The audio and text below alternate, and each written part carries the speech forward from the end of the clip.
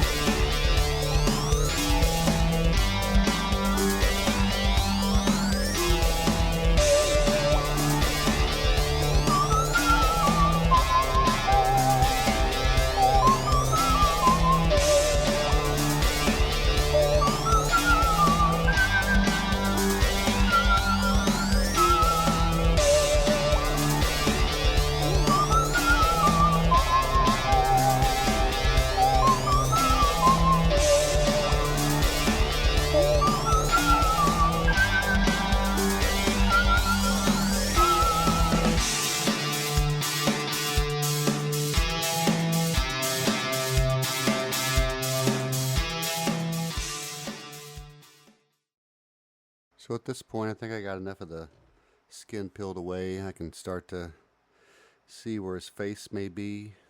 That hard skin has really kind of limited my original idea.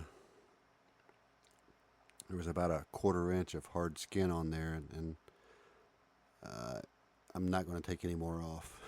So I've decided to go with an idea where it looks like the face is kind of still inside the skin, and you'll see that later. But usually, you know, it's a lot easier to get to this point. And if you look at some of my other videos on my channel, you'll see that most pumpkins I do, this outer skin just peels right away. So once again, choose the right pumpkin. So now I'm just going to try to remember what that sketch was of the face that I drew originally and try to rough it out. Usually with a easier to carve pumpkin, just start following the lines and rough it out as I go. But this one is a real problem. I kind of hate it. You want to keep in mind that the highest point of the face is always going to be the tip of the nose, and the deepest point are going to be the eyes around the tear ducts. So that kind of gives you a guide. You're going to take as little skin as possible off on the nose and go as deep as you can on the eyes until it starts to get kind of spongy. Then you know you want to stop, and you can kind of work from those parameters. This is also the point where I feel like everything I do sucks. Like with most art, you get to the point where it's just it's terrible. But I know it's going to get better, so you just got to keep going. Now I'm just going to spend some time and rough out all the features a little bit at a time. I'll keep refining the detail as I go. It's a beautiful day today. I just find my happy place and trust the process.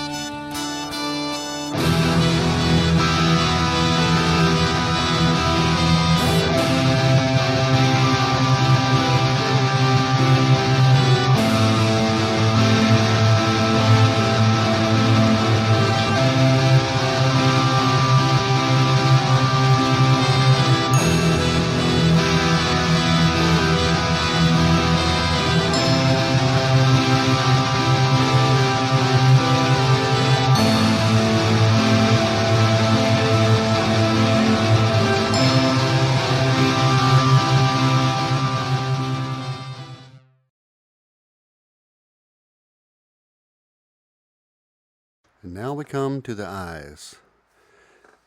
Usually the eyes are my favorite part. That's where you put all the expression in. You can turn something scary or silly just by the way you do the eyes.